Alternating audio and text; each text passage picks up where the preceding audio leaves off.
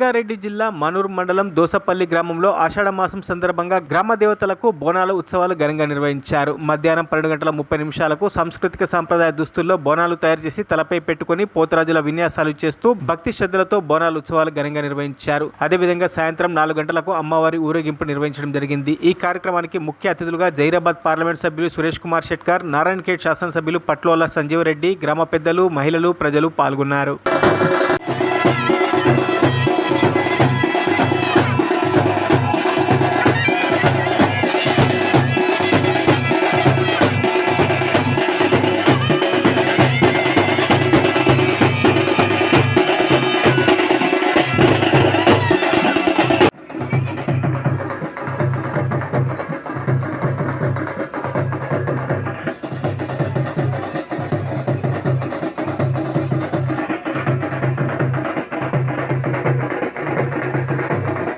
మరిన్ని అప్డేట్స్ కోసం మా ఛానల్ని సబ్స్క్రైబ్ చేయండి.